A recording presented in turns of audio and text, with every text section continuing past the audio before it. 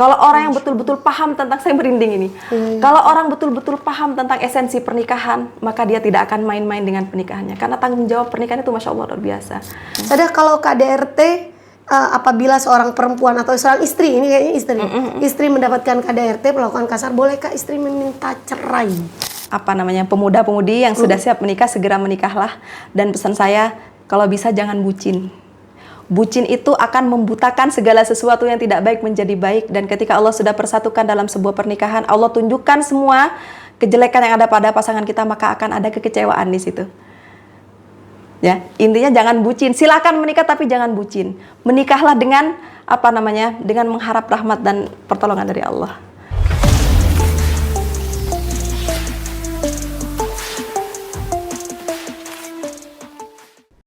Assalamualaikum warahmatullahi wabarakatuh. Tretan Klik Madura, ketemu lagi bersama saya Sari Purwati dalam program Ngulik Ngobrol di Studio Klik Madura. Tentu kalau kita bicara ngobrol di Studio Klik Madura, kita sudah mendatangkan beberapa narasumber, salah seorang narasumber di Studio Klik Madura sudah bergabung bersama kita, Ustadzah Alifatil Mufidah STHI.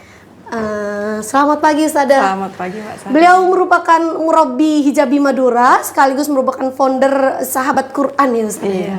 Baik, Tretan Klik Madura, beberapa waktu lalu kita hari ini mungkin barangkali kita sangat diramaikan dengan di media sosial dengan kasus KDRT yang menimpa salah seorang selebgram, yang mana dari rekaman CCTV sangat memperlihatkan sekali bagaimana kekerasan dalam rumah tangga itu terjadi. Tentu di program Ngulik kali ini saya akan membahas tentang KDRT dalam sebuah pernikahan dari perspektif hukum, agama, parenting maupun juga psikologi. Hari ini saya sudah bersama Ustadzah Alifah Mufidah, yang mana beliau akan melihat dari perspektif agama. Tentu kasus KDRT ini menjadi concern kita bersama sebagai perempuan juga, karena korbannya nggak cuma perempuan, ya, laki-laki pun juga pasti dalam satu hubungan pernikahan adalah menjadi korban. Menjadi korban. Baik Ustadzah, Tretan Klik Madura, beberapa waktu lalu saya juga sudah membuka kolom pertanyaan di sejumlah media sosial di Klik Madura. Tentunya banyak sekali yang antusias mengirimkan pertanyaan-pertanyaan yang harus kita bahas di sesi podcast. Tapi kalau kita bahas semuanya rasanya durasinya panjang ya Ustadzah pasti juga tahu dong tentang kasus KDRT yang merebak beberapa waktu lalu. Kalau kita bisa melihat KDRT ini gak cuman baru-baru ini, hampir setiap saat media sosial tuh ramai dengan persoalan KDRT, perselingkuhan, dan segala macam yang mewarnai dunia pernikahan. Ustadzah, kalau kita concern pada soal KDRT ini dari kacamata Islam itu seperti apa sih Ustadzah? Maksudnya, adakah di Islam itu yang membahas concernnya memang tentang KDRT gitu, kekerasan dalam rumah tangga? Masya Allah, kita buka dengan membaca Rabbi shrah li sadri wa yassir li amri wahlul 'uqdatam min lisani yafqahu qawli. Berharap dengan apa yang kita bahas setelah ini membawa banyak kemaslahatan, kemudian intinya banyak hikmah yang akan kita dapatkan, terutama kita Mbak Sari sebagai seorang perempuan dan sudah berkeluarga, dan tentunya masyarakat pada umumnya. Baik, dalam Islam sendiri berbicara mengenai KDRT Mbak Sari, tentunya sangat dilarang ya. Allah sangat melarang keras terjadinya tindak kekerasan dalam rumah tangga. Karena pernikahan itu sebuah amanah yang Allah titipkan kepada pasangan, baik suami ataupun istri. Jadi pernikahan itu merupakan sebuah amanah yang harus kita jaga dengan baik. Contoh aja, kalau misalnya saya titipkan Mbak Sari sebuah HP yang Masya Allah bagus, Mbak Sari saya titip, akan saya ambil pada limit yang saya tentukan misalnya gitu. Suatu ketika saya ambil HP yang saya titipkan tadi, ternyata Mbak Sari tidak menjaga dengan baik. Mbak Sari intinya ya udah nggak ngurus HP itu, ternyata setelah saya terima HP-nya rusak, tidak seperti yang saya titipkan dahulu. Kira-kira apa perasaan saya? Kecewa. Bahkan mungkin bukan hanya kecewa, tapi amarah gitu. Mungkin saya bisa marah sama begitu juga dengan Allah gitu. Ketika Allah menitipkan sebuah amanah, tugas kita adalah menjaga amanah yang Allah titipkan. Karena pernikahan sekali lagi amanah yang harus kita jaga. Ketika akdun nikah itu terjadi, kalau kita tahu Mbak Sari, jadi akad itu merupakan qabil tu nikah, setelah suami itu mengijab kabul itu, maka arsy Allah itu berguncang itu. Kalau orang yang betul-betul paham tentang, saya merinding ini. Kalau orang betul-betul paham tentang esensi pernikahan, maka dia tidak akan main-main dengan pernikahannya. Karena tanggung jawab pernikahan itu Masya Allah luar biasa. Dan ibadah terpanjang dalam kehidupan ini adalah pernikahan. Jadi bagaimana kita bisa menjadikan pernikahan itu wadah kita untuk bertemu dengan Khalik kita, sang pencipta kita. Jadi insya Allah kalau kita paham tujuan kita menikah itu apa, yang pertama, maka tidak akan ada yang namanya KDRT. Secara jelas Allah melarang yang namanya KDRT, karena kata Allah, Allahu ya'lamu ma tufsidun. Allah sangat mengetahui siapa yang berbuat fasyad, siapa yang berbuat mungkar. Allah tahu di setiap kacamatanya Allah itu.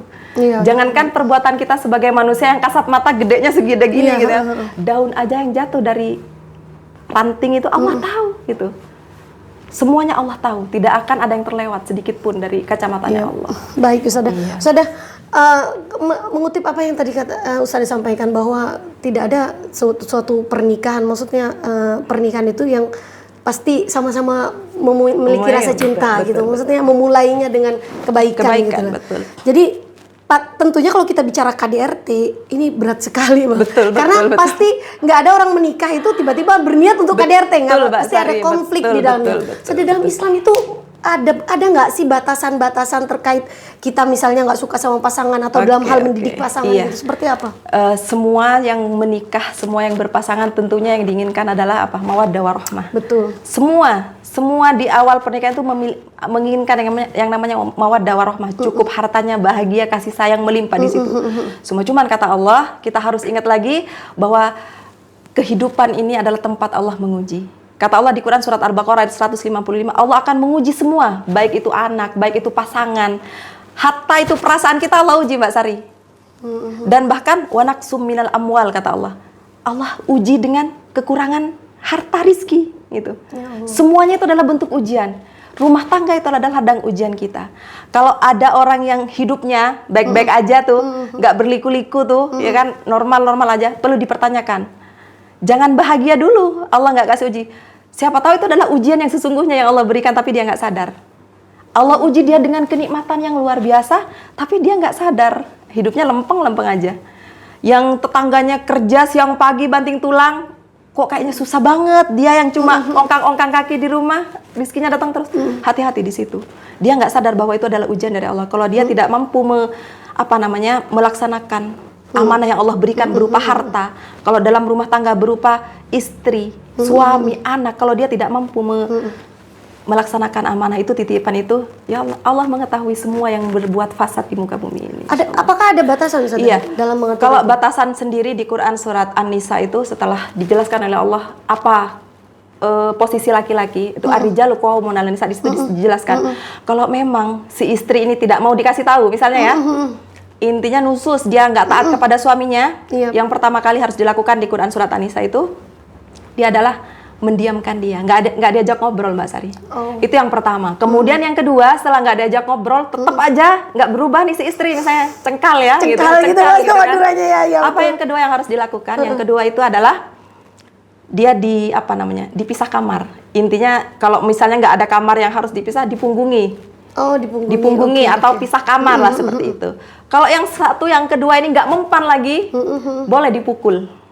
Ternyata Allah mengajar boleh dipukul, di ayat itu boleh dipukul, tapi kita harus kaji lagi ya, pukulnya itu sebatas mana gitu. Jadi kata Rasulullah, kalau memang harus mukul, jangan mukul area wajah atau sampai berbekas di di badannya. Salah seorang sahabat mengatakan tidak boleh memukul di area wajah atau pakai alat yang sampai berbekas. Intinya pukul sekedarnya saja untuk memperingati.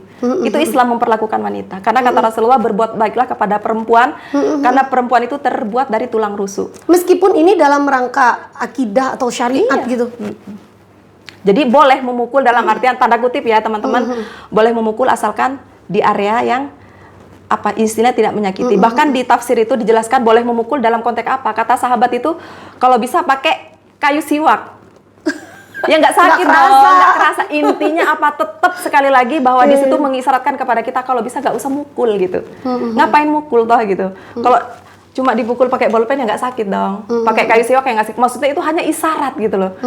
Isyarat bahwa kita betul-betul harus memperlakukan pasangan kita, terutama istri, karena tidak sama dengan suami, ya kan? Kalau istri kata Rasulullah terbuat dari tulang rusuk. Kalau kamu membiarkan dia tetap bengkok. Kalau kamu open pelan-pelan, maka insya Allah dia akan lurus seperti itu. Iya, artinya memang di agama diatur juga memukulnya seperti apa dalam syariat. Ustadzah, apabila dalam suatu hubungan pernikahan sudah terlanjur terjadi KDRT. Iya, betul. Ini kita tidak melihat dari sisi perempuan ataupun laki-laki. Apakah laki-laki boleh menceraikan seorang istri? Apakah perempuan boleh kabur ataupun minta cerai apabila terjadi KDRT dalam sebuah rumah tangga? Perceraian memang sesuatu yang Allah bolehkan, tapi Allah benci. Maksudnya dalam artian kalau memang kondisi kita sudah betul-betul nggak mampu, apa istilahnya ya, betul-betul sudah membahayakan untuk diri kita, maka silahkan berpisah kata Allah. Karena pernikahan itu bukan sebuah kedoliman, pernikahan itu bukan sebuah penyiksaan yang harus kita dapatkan terus-menerus, enggak. Pernikahan itu adalah ladang ibadah kita. Kalau kita sudah tidak bisa ibadah dengan baik dengan pernikahan kita, kekerasan, kemudian apa istilahnya ketakutan, hantaman dari mana ketakutan semuanya kita dapatkan, maka silahkan ditinggalkan. Kalau perempuan namanya khulu, mengajukan gugatan cerai, kalau laki-laki langsung ditalak. Kalau memang perempuannya sudah tidak nurut gitu. Karena tujuan menikah sekali lagi adalah ibadah. La'allakum tattaqun, untuk kamu bertakwa bersama-sama gitu. Jadi kalau sekali lagi teman-teman, kalau memang sudah di ambang batas kehancuran dalam rumah tangga itu sudah bisa tidak pertahankan, kita bertahan tapi terus-terusan akan tersiksa. Kita bertahan tapi apa istilahnya ya, kita nggak kuat. Kalau kita sudah nggak kuat, kalau memang masih bisa bersabar, silahkan dilanjutkan. Siapa tahu dengan kesabaran kita suatu saat Allah bukakan pintu untuk suami kita. Walaupun sudah ada kekerasan. Kalau memang kita mampu bertahan, silahkan bertahan. Asalkan satu, tidak menimbulkan fitnah. Cukup kita aja yang tahu. Kadang kan kekerasan kita dapatkan, kita masih nggak mau dipisah sama suami kita, tapi kita kuar-kuar, akhirnya banyak fitnah, sehingga muncul peristiwa-peristiwa yang aneh saat ini married is scary. Iya, betul. Akhirnya pemuda-pemuda yang seharusnya menikah akhirnya mikir-mikir lagi untuk nikah. Naudzubillahi min dzalik. Kenapa harus takut menikah? Menikah itu membahagiakan, Mbak Sari. Menikah itu adalah sumber keberkahan. Iya. Harusnya tidak menakutkan. Tidak menakutkan. Pernikahan itu menyenangkan gitu. Dan bahkan sumber segala kebaikan yang berawal dari pernikahan. Bagaimana Rasulullah memulai dakwah? Ketika menikah dengan Ibunda Khadijah. Masya Allah. Itu pernikahan. Jadi nggak ada pernikahan yang harus ditakuti, nggak ada gitu. Yang ditakuti adalah kesiapan mental kita. Jadi ketika kita mau menikah, yang harus disiapkan ada ilmu. Karena sekali lagi seluruh aspek dalam kehidupan kita itu tidak pernah luput dengan yang namanya ilmu. Kalau kita aja beramal, Mbak Sari, tidak sesuai dengan syariat, sia-sia dong. Iya. Itu begitu juga dengan pernikahan. Kalau kita hanya sekedar menikah memuaskan dalam tanda kutip hawa nafsu saja, tidak ada tujuan untuk meraih ridhonya Allah, ya hanya itu yang dia dapatkan. Karena segala sesuatunya tergantung dengan niat kita. Tadi Sada sempat menyampaikan bahwa artinya boleh mengajukan bertahan bagi perempuan ataupun laki-laki dalam sebuah pernikahan, walaupun ada KDRT, asalkan ridho gitu ya. Iya. Sada, bagaimana kalau kuar gitu, tapi sebagai bentuk bahwa dia butuh dukungan gitu maksudnya? Iya, jadi gini. Ini penting untuk muslimah terutama ya. Karena memang perempuan terutama itu memang butuh didengarkan. Omongannya perempuan tuh lebih banyak dari curhat gitu ya, Jadi perempuan itu kan lebih banyak ngomongnya daripada laki-laki. Iya, betul. Dan perempuan itu harus punya wadah yang tepat untuk meluapkan kemana dia harus mencurahkan semua isi hatinya. Harus dengan orang yang tepat, harus dengan wadah yang tepat. Karena kalau tidak dua ini, Mbak Sari, apa yang terjadi? Melebar kemana-mana. Iya. Ketika melebar kemana-mana, fitnah terjadi kemana-mana. Efeknya apa? Jadi yang seharusnya kita merasakan kebahagiaan dengan pernikahan, mendengar isu-isu yang tadi fitnah-fitnah mencuat di mana-mana, akhirnya menimbulkan mafsadat, menimbulkan ketakutan, kerusakan di mana-mana. Akhirnya yang menikah, tinggal aja aku. Padahal barangkali yang dialami dia aja gitu. Kita nggak tahu kan yang sebenarnya apa yang terjadi. Justru seharusnya ketika ada kekerasan seperti itu yang terjadi dengan kita, apakah kita memilih bertahan atau enggak? Kalau kita tanyakan kepada diri kita, kalau kita mampu bertahan dengan terus bersabar dan berharap Allah memberikan pertolongan dengan kesabaran kita, siapa tahu di saat-saat kita bersabar memohon penantian dari Allah, kasih kan, diberikan hidayah suaminya, diberikan hidayah istrinya. Siapa tahu kan, kita nggak pernah tahu yang namanya hidayah itu. Betul. Kemudian yang kedua, jika kita sudah nggak sanggup untuk menahan semua yang dia alami, misalnya udah bertahun-tahun, kayak misalnya kasus selebgram itu sudah 5 tahun, ternyata dia sudah meluap, meledak gitu kan. Seharusnya yang pertama kali dihubungi adalah walinya. Wali itu nggak hanya ketika akad, Mbak Sari. Wali itu ya seumur hidup selama membersamai. Kayak kita nitipin anak di sekolah kita, walinya siapa? Yang bertanggung jawab sama anak ini siapa? Ya orang tuanya. Kalau ada apa-apa yang dipanggil orang tuanya. Begitu juga dengan pernikahan. Yang dipanggil ya walinya, didudukkan walinya. Kalau memang walinya nggak mampu, panggil orang yang punya kapasitas di situ. Sehingga bisa mengislah. Kalau memang diislah tidak bisa betul-betul dan jalan terakhir harus bercerai, ya sudah bercerai dengan damai. Karena perceraian itu tidak boleh keluar-keluar gitu. Nggak usah keluar-keluar, ngapain keluar-keluar? Kalau percuma kita keluar-keluar, yang didapatkan sebagai bentuk pertolongan gitu sana. Pertolongan, lakukan pertolongan itu aja dulu. Yang pertama tetap tawakal kepada Allah, itu yang paling utama karena harus menggantungkan semuanya kepada Allah. Yang kedua, panggil wali. Kalau wali nggak sanggup, wali nggak mampu, panggil orang yang betul-betul kompeten di situ. Hadirkan hakim misalnya di situ yang bisa memberikan dia keputusan. Itu. Kemudian kalaupun dia harus berkuar-kuar di tempat yang baik. Sehingga kuar-kuar yang dia untuk meluapkan emosi, untuk mendapatkan pertolongan dan dukungan adalah orang-orang yang paham. Hadir memberikan solusi, bukan memberikan cibiran. Bahkan di kasus yang Intan itu malah ada yang mencibir dia kan. Di saat-saat itu. Siapa tahu kan suaminya nggak puas atau gimana. Ada yang namanya netizen ya. Sangat jeli daripada kita yang punya masalah gitu loh kan. Makanya akhirnya banyak yang memberi komentar gitu. Pada pernikahan. Dan dari komentar itu akhirnya timbul apa? Pertengkaran antara netizen dengan netizen. Banyak mudarat yang ditimbulkan gitu. Jadi sekali lagi buat muslimah terutama ya, kalau memang mau meluapkan, kan emosi amarah harus diluapkan memang Mbak. Apalagi perempuan. Nah, kebetulan di rumah kami Sahabat Quran ini ada kelas sharing time untuk ibu-ibu. Jadi kami mewadahi seluruh ibu-ibu yang hadir di taklim kami Mbak Sari untuk curhat masalah apa yang ada di rumah. Apa aja silahkan sharing di situ. Baik suami, anak, ekonomi silahkan sharing di situ. Kami akan dengarkan.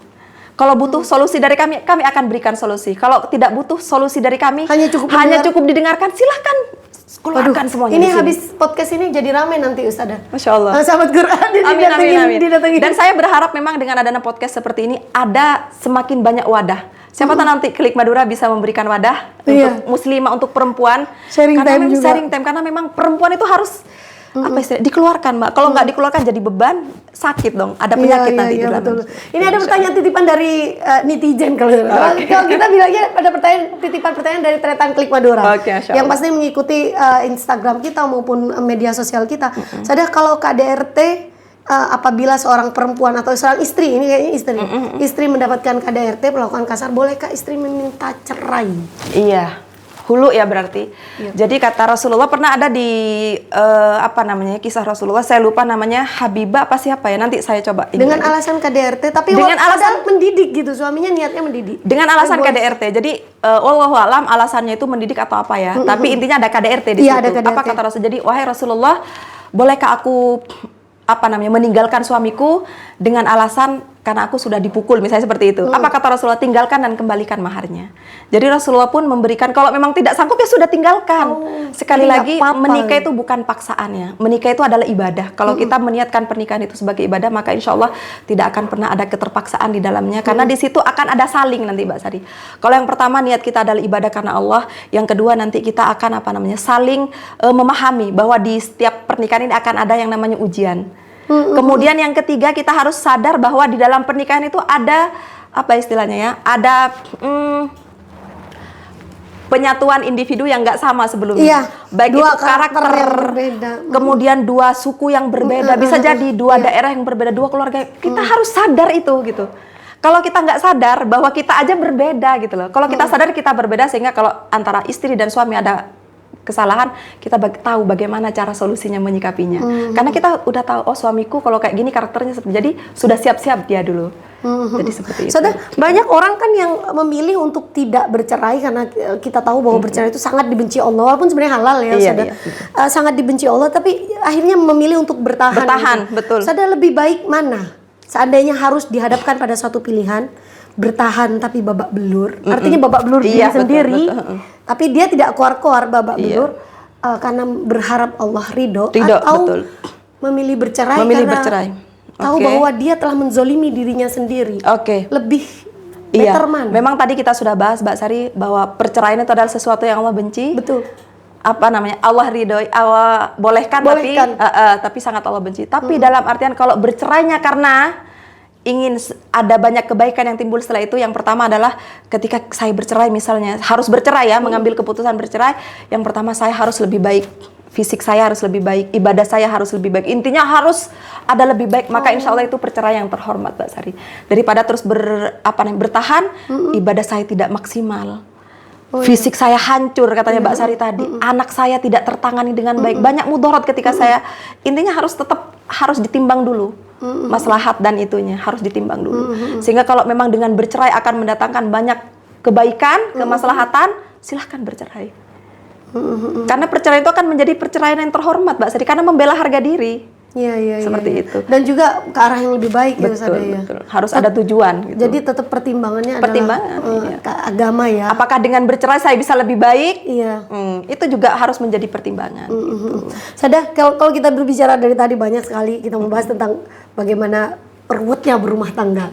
Sehingga betul kata Ustazah tadi muncul di kalangan banyak orang, marriage is scary. Semenakutkan itukah pernikahan? Terus apa kira-kira Ustazah yang bisa Ustazah titipkan pada muslimah gitu yang dia secara usia sudah siap untuk menikah? Apa yang Ustazah titipkan? Iya, yang pertama adalah disiapkan ilmu terlebih dahulu Mbak Sari. Ilmu pranikah itu penting. Sehingga ketika sudah menjalankan komitmen untuk menjaga anak seseorang ya kan, menjaga istri, ini anak termasuk seseorang. Buat videografer juga. Oh iya.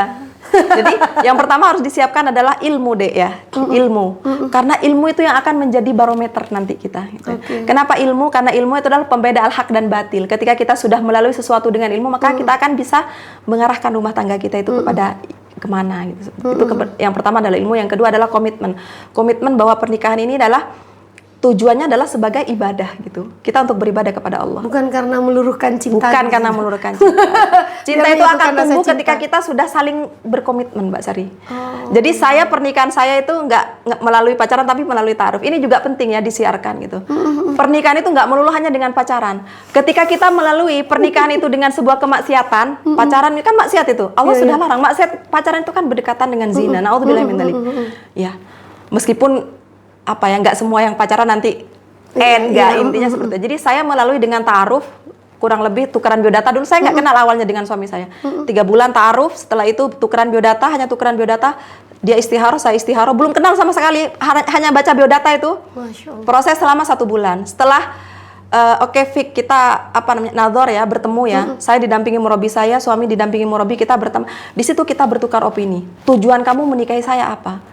Terus tujuan kamu menikahi saya apa? Tujuannya apa? Di situ diber habis-habisan itu. Tujuan kita menikah itu yang pertama.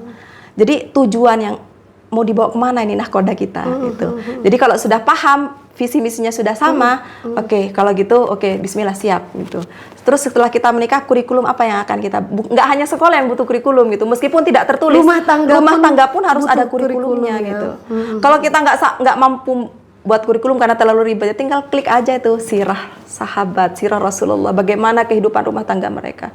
Kalau kita boleh bercerita tentang kisahnya Sayyidina Ali radhiyallahu anhu, begitu juga dengan istrinya Fatimah Zahra seperti itu. Apa yang terjadi? Begitu banyak ujian yang mereka alami. Secara kasat mata beliau berdua adalah anak seorang Rasulullah, pemimpin dunia loh, kebayang nggak? Bukan hanya presiden, bukan hanya kekaisaran, tapi pemimpin dunia. Dia hidup dalam kondisi miskin. Dia hidup dalam kondisi kelaparan gitu. Ujiannya juga sama Mbak Sari, karena kan tadi di Quran Surah Al-Baqarah semuanya akan diuji gitu. Gitu, karena memang dunia ini tempatnya ujian. Jadi bagi yang sudah siap menikah, silahkan menikah. Menikah itu adalah ibadah terpanjang yang akan membawa kita ke surganya. Untuk para suami, misalnya untuk para calon suami, kalau memang istilahnya ya, menikah itu tujuannya adalah menjadikan istri kita itu sebagai pendamping yang akan menguatkan ibadah kita. Begitu juga untuk para istri adalah tujuannya adalah menguatkan ibadah suami kita sehingga rumah tangga kita berjalan dengan koridornya Allah, di koridornya Allah. Kalau kita tidak menguatkan ibadah suami kita, suami tidak menguatkan ibadah istrinya, dibiarkan aja istrinya nggak pakai hijab, dibiarkan istrinya nggak hadir ke taklim, dibiarkan kayak gitu, pasti akan ada sesuatu di sana. Meskipun lempeng hidupnya kayak gitu kan, justru mungkin itu adalah ujiannya gitu. Riaknya banyak sekali di dalam gitu ya. Dan bahkan Untuk para suami terutama nih, nanti di hari kiamat itu akan ada seorang perempuan. Untuk para suami akan ada seorang perempuan yang akan mengadu kepada, wahai Robku, ini adalah suamiku yang ketika di dunia dan menjadi pasanganku, dia tidak pernah mengajari aku ilmu, tidak pernah memberikan aku bimbingan bagaimana aku harus beradab, menjadi perempuan yang beradab. Maka ya udah, hidupku hancur karena tidak pernah dibimbing oleh dia. Nanti akan dimintakan pertanggungjawaban di hadapan Allah. Dan untuk para suami tidak akan dia masuk surga sebelum dia mempertanggungjawabkan istrinya. Begitu juga dengan istri, sama. Istri akan masuk surga bighairi hisab, kata Allah. Boleh masuk pintu surga dari mana aja istri, untuk para istri, asalkan salah satunya taat kepada suami. Jadi gimana nggak mau menikah gitu? Gimana nggak mau menikah? Gimana takut untuk menikah gitu? Jalan menuju surga sudah Allah siapkan menuju pernikahan. Kenapa harus takut menikah itu? Iya. Menikah itu, Masya Allah, asik-asik unik gitu ya. Gimana ya istilahnya ya? Ya pasti yang namanya masalah, nggak nikah aja punya banyak masalah dong gitu. Apalagi menikah punya banyak masalah, kita selesaikan berdua. Kalau nggak nikah kita selesaikan masalah sendiri. Kalau menikah kita bisa selesaikan bareng-bareng. Artinya memang menikah ini memang bukan sesuatu keputusan yang sangat simpel. Betul. Artinya pertimbangannya bukan lagi ekonomi, bukan lagi perasaan, cinta. Jadi kata Rasulullah itu, kalau memang pertimbangan, kan banyak alasan sekarang, belum mapan ekonomi, anak muda, belum mapan ekonomi. Jangan pernah khawatirkan itu. Ketika Allah sudah menyatukan dua insan itu, kemudian ada anak lahir, itu sudah Allah takar rizkinya itu. Gak usah pernah khawatir dengan. Dulu kalau zaman-zamannya aktivis dakwah itu ya, yang nikah-nikah muda tahun 98 itu, era-era reformasi, nikah-nikah muda, itu masih mereka tuh ngontrak di rumah petakan, kebayang nggak gitu kan? Hidup udah hidup susah, ngajak nikah anak orang gitu. Bagaimana bebannya? Tapi karena dia yakin kepada Allah, kasih aja, cukupin aja. Padahal dia belum kerja, masih kuliah. Allah cukupin aja gitu, seperti itu. Intinya jangan pernah khawatir terhadap rahmat Allah, kemudian rizki sudah Allah tentukan. Sekali lagi, berhusnudzon kepada Allah. Karena dengan berhusnudzon kepada Allah, selalu melibatkan Allah dalam segala aktivitas kita, Allah juga akan terlibat dalam kehidupan kita. Masya Allah. Ya, baik Sadah, pernak-pernik pernikahan yang begitu besarnya, riak dan gelombang yang begitu hebatnya dalam suatu pernikahan. Bahkan ini juga berdampak pada banyak orang yang menjadi takut untuk menikah dan ngeri menghadapi suatu pernikahan. Sadah, barangkali ada closing statement sebelum kita mengakhiri obrolan kita pagi untuk ini. Pemuda-pemudi yang sudah siap menikah, segera menikahlah. Dan pesan saya, kalau bisa jangan bucin. Bucin itu akan membutakan segala sesuatu yang tidak baik menjadi baik. Dan ketika Allah sudah persatukan dalam sebuah pernikahan, Allah tunjukkan semua kejelekan yang ada pada pasangan kita, maka akan ada kekecewaan di situ. Ya, intinya jangan bucin. Silakan menikah tapi jangan bucin. Menikahlah dengan dengan mengharap rahmat dan pertolongan dari Allah. Jadi insya Allah, sekali lagi, jangan bucin, karena bucin akan membutakan segala yang ada di dunia ini menjadi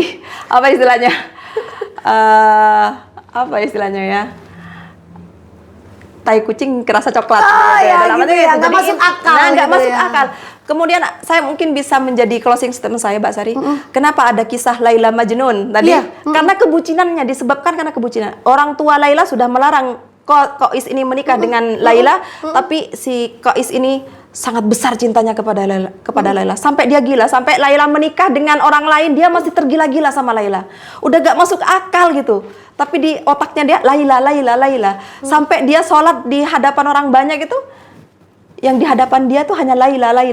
Sehingga terkenal dengan Laila Majnun tadi. Gitu. Makanya kita jangan bucin sehingga kita tidak seperti Kois tadi menjadi sudah digambarkan sudah ya. digambarkan itu. Bahwa memang membina rumah tangga dengan alasan kebucinan itu. Betul. Tidak ada keberkahan di dalamnya. Tidak ada keberkahan di dalamnya. Baik, terima kasih Ustazah Alif sudah datang ke studio Klik Madura dan sudah berbagi ilmu. Tentu ini menjadi catatan bagi kita semuanya. Kalau dari tadi yang disampaikan Ustazah Alif, ternyata kekerasan dalam rumah tangga itu banyak sekali. Agama itu melihatnya, bahkan ada yang boleh agama, tapi seperti apa syariatnya memukulnya, bukan digebukin, bukan ditendang-tendang. Iya gitu ya, bukan seperti itu. Dan insya Allah semua pernikahan itu selagi memang muaranya pada syariat agama, insya Allah ada keberkahan di situ. Jadi menciptakan pernikahan yang sakinah, mawaddah, warahmah itu bisa tercapai. Amin. Baik, terima kasih Sadah. Baik, Retan Klik Madura, kita akan terus membahas tentang KDRT ini dari beberapa seri di podcast di program Ngulik Ngobrol di Studio Klik Madura. Kita akan bertemu juga dengan psikolog dan juga tentunya kita akan melihat dari perspektif hukum, mendatangkan dari Polres, khususnya dari PPA Polres Pamekasan. Ini akan menjadi bahasan kita bersama untuk kita supaya bisa mengerti, paham tentang bagaimana sih batasan KDRT dalam hubungan pernikahan. Terima kasih Ustazah sekali lagi saya sampaikan. Baik, saya Sari Pratiwi undur diri. Wassalamualaikum warahmatullahi wabarakatuh. Waalaikumsalam warahmatullahi wabarakatuh.